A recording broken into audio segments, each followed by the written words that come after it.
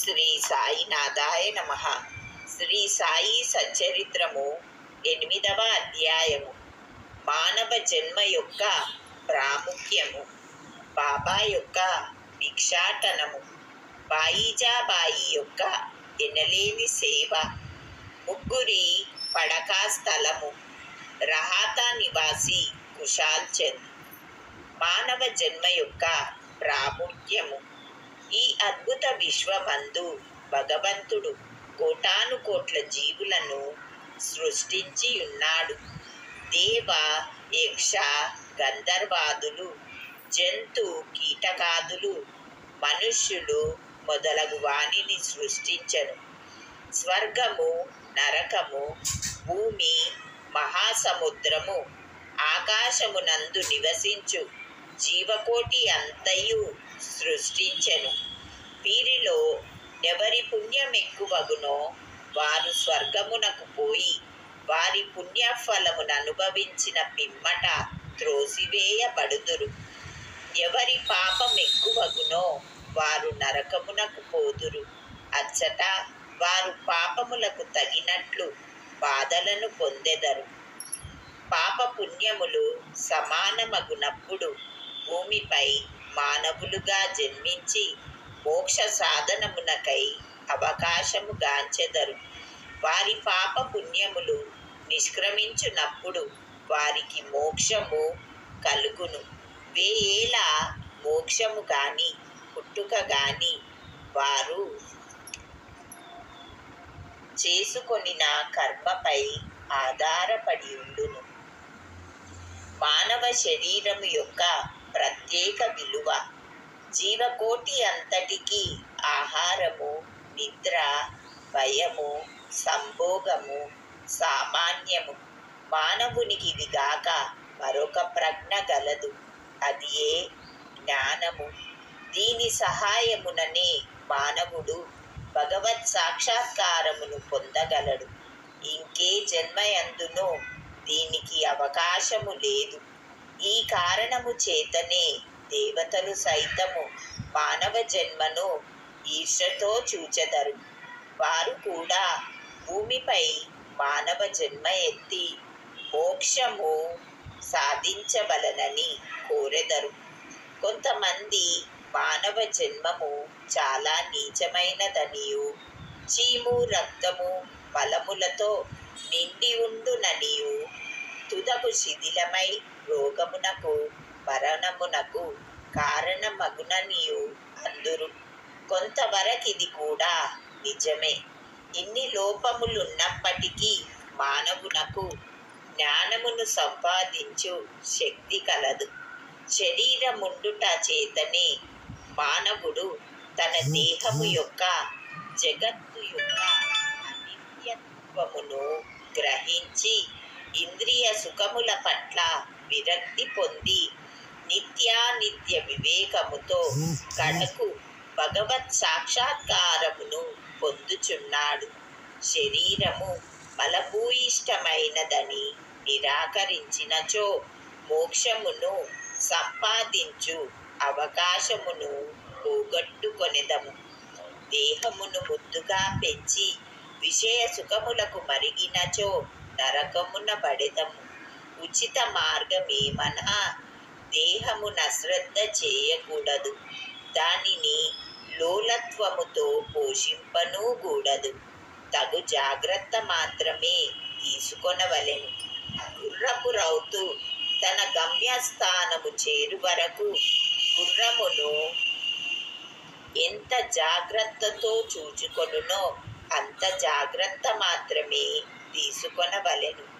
ఈ శరీరమును మోక్ష సాధన లేక ఆత్మ సాక్షాత్కారము కొరకు వినియోగించవలెను. ఇది జీవుని పరమావధి అయి ఉండవలెను. భగవంతుడనేక జీవులను సృష్టించి ఉన్నప్పటికీ అతనికి సంతుష్టి కలగలేదట. ఎందుకనగా భగవంతుని శక్తిని అవి ఏమీయూ గ్రహించలేకపోయినవి. అందుచేత భగవంతుడు ప్రత్యేకముగా మానవుని సృష్టించెను. వానికి జ్ఞానమనే ప్రత్యేక శక్తినిచ్చెను. మానవుడు భగవంతుని లీలలను, అద్భుత కార్యములను, షేమూషి విజ్ఞానములను చూచి పరవశమొందినప్పుడు భగవంతుడు మిక్కిలి సంతుష్టి చెంది ఆనందించును. అందుచే మానవ జన్మ పొందుట, లభించుట గొప్ప అదృష్టము.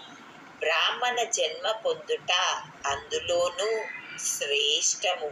అన్నిటికంటే గొప్పది సాయిబాబా చరణారవిందములపై సర్వస్య శరణాగతి చేయు అవకాశము కలుగుట. మానవుని విద్యుక్త ధర్మము.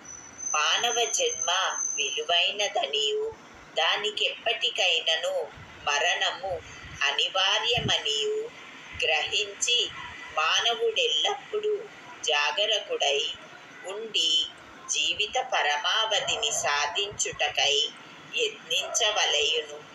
ఏమాత్రమును అశ్రద్ధ గాని ఆలస్యము గాని చేయరాదు. త్వరలో దానిని సంపాదించుటకు యత్నించవలెను. భార్య చనిపోయిన వాడు రెండవ భార్య కొరకెంత ఆతురపడునో, తప్పిపోయిన యువరాజుకై చక్రవర్తి ఎంతగా వెతక యత్నించునో అటులనే విసుగు విరామము లేక రాత్రింబవళ్ళు కృషి చేసి ఆత్మ సాక్షాత్కారమును సంపాదించవలెను. బద్ధకమును, అలసతను, కునుకుపాట్లను దూరమునర్చి అహోరాత్రములు ఆత్మ అందే ధ్యానము నిలుపవలెను. ఈ మాత్రము చేయలేనిచో మనము పశుప్రాయుల మగుదుము.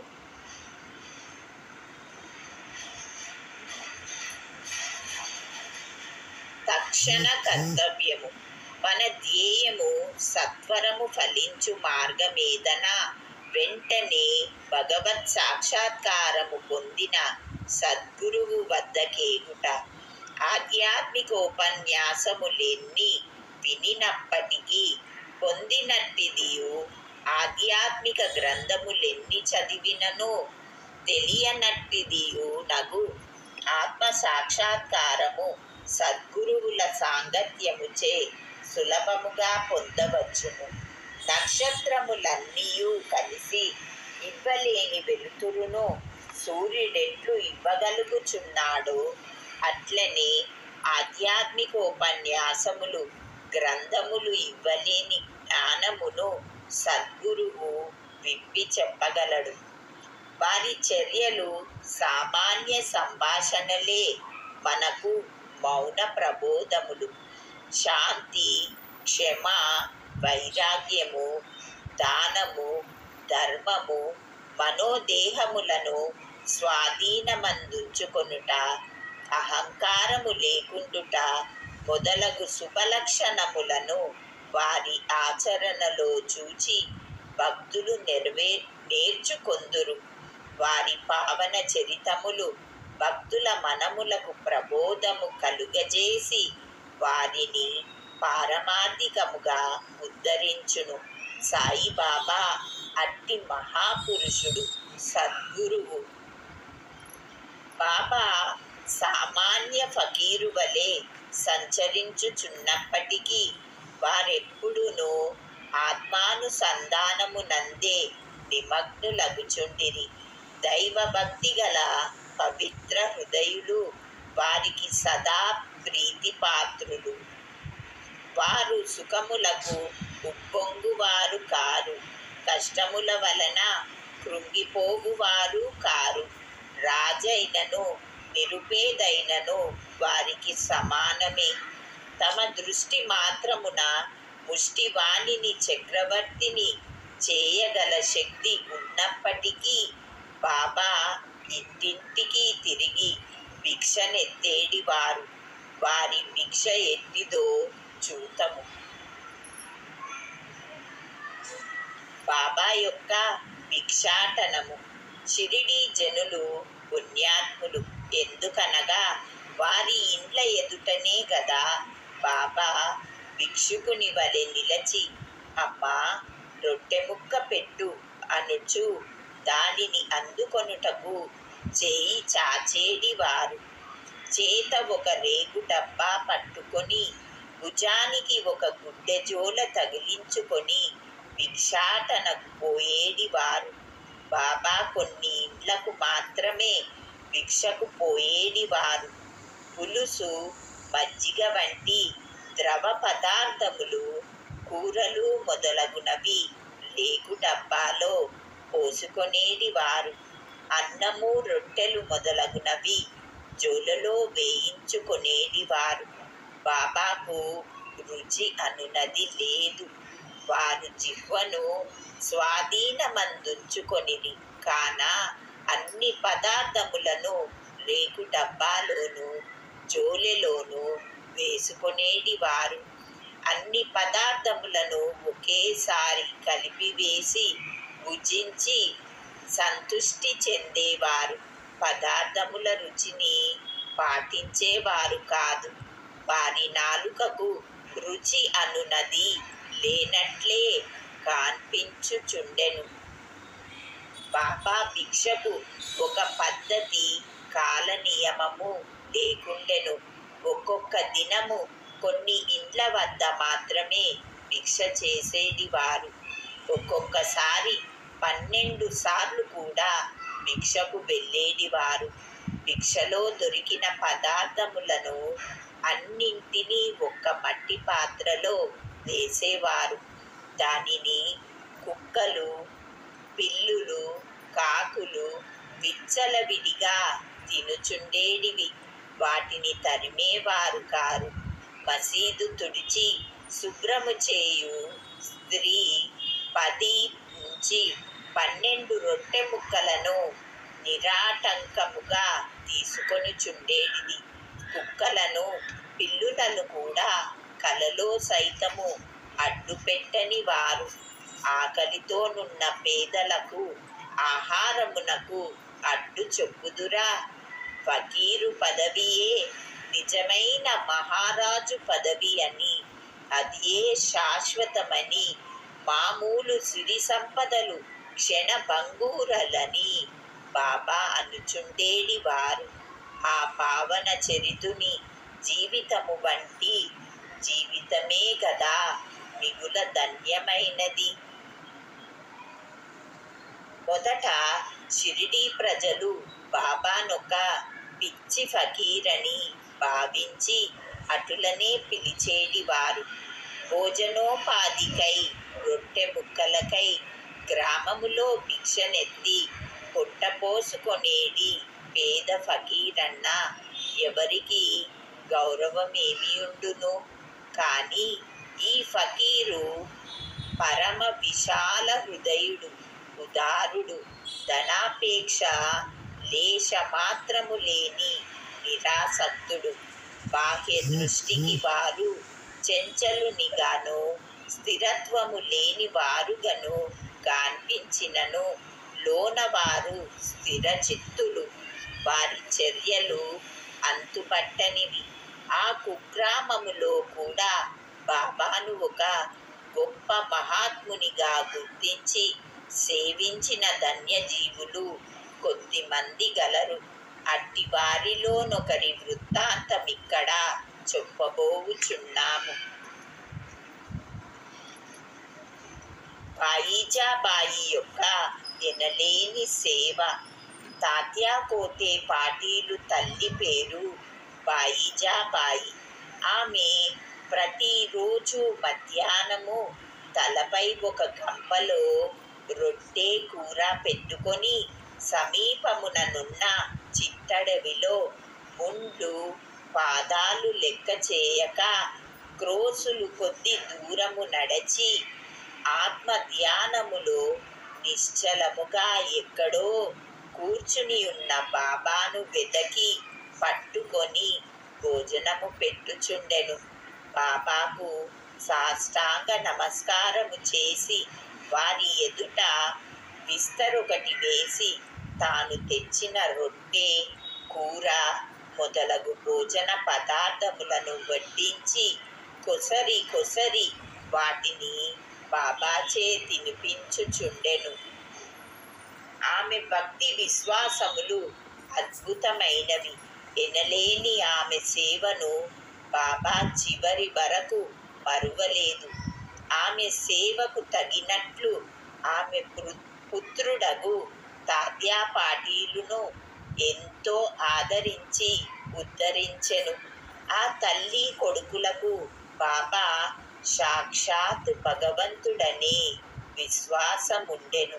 కొన్ని సంవత్సరముల తదుపరి బాబా అడవులకు పోవుట మాని మసీదులోనే కూర్చుండి భోజనము చేయసాగిరి. అప్పటి నుంచి పొలములో తిరిగి బాబాను వెతికి పట్టుకొను శ్రమ బాయిజాబాయికి తప్పినది. ముగ్గురి పడక స్థలము. ఎవరి హృదయమందు సదా వాసుదేవుడు వసించుచుండునో అట్టి మహాత్ములు ధన్యులు. అట్టి మహాత్ముల సాంగత్యము లభించిన భక్తులు గొప్ప అదృష్టవంతులు. తాత్యా కోతే పాటీలు, మహల్సాపతి ఇద్దరు అట్టి అదృష్టశాలురు. బాబా వారిరువురిని సమానముగా ప్రేమించేడివారు.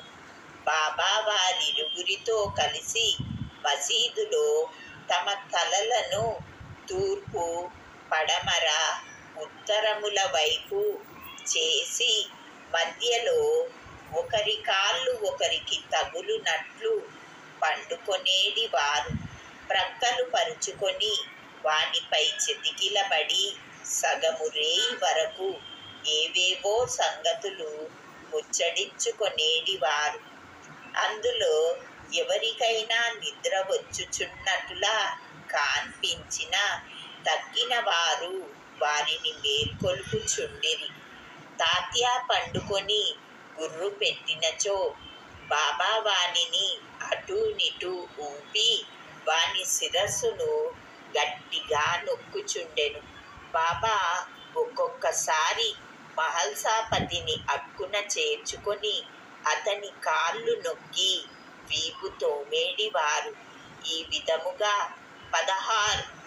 14 సంవత్సరములు తాత్యా తన తల్లిదండ్రులను విడిచి బాబాపై ప్రేమచే మసీదులోనే పండుకొనెను. అవి మరపురాని మధుర దినములు.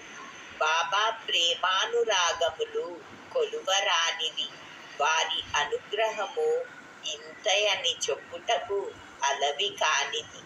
తండ్రి మరణించిన పిమ్మట తాత్యా గృహ బాధ్యతను స్వీకరించి ఇంటిలోనే నిద్రించుటకు ప్రారంభించెను. రహాతా నివాసి కుశాల్ చంద్. షిరిడీలో తాత్యా తండ్రిగారైన గణపతిరావు కోతే పాటీలును బాబా ఎంత ప్రేమాభిమానములతో చూచేడివారో అంతటి ప్రేమాదరములతోనే రహాతా నివాసియగు చంద్రబాను సేట్ మార్వాడీని చూచుచుండిరి. ఆ సేట్ మరణించిన పిమ్మట అతని అన్న కొడుకగు కుశాల్ చందును కూడా మిక్కిలి ప్రేమతో చూచుచు అహర్నిశలు వాని యోగక్షేమము మరియుచుండిరి. ఒక్కొక్కప్పుడు టాంగాలోను, మరొకప్పుడు ఎద్దుల బండి మీదను బాబా తన సన్నిహిత భక్తులతో కలిసి రహాతా పోవువారు. రహాతా ప్రజలు బాజా భజంత్రీలతో ఎదురేగి బాబాను గ్రామ సరిహద్దు ద్వారము వద్ద దర్శించి సాష్టాంగ నమస్కారములు చేసేడివారు. తరువాత మహావైభవముగా బాబాను గ్రామములోనికి సాదరముగా తీసుకొని వెళ్ళేడివారు. కుశాల్ చంద్ బాబాను తన ఇంటికి తీసుకొని పోయి తగిన ఆసనమునందు కూర్చుండజేసి భోజనము పెట్టేడివాడు. ఇరువురు కొంతసేపు ప్రేమోల్లాసములతో ముచ్చడించుకొనేడివారు. తదుపరి బాబా వారిని ఆశీర్వదించి షిరిడీ చేరుచుండేడివారు. షిరిడీ గ్రామమునకు సమాన దూరములో ఒకవైపు రహాతా, మరోవైపు నిమ్గాం ఉన్నవి.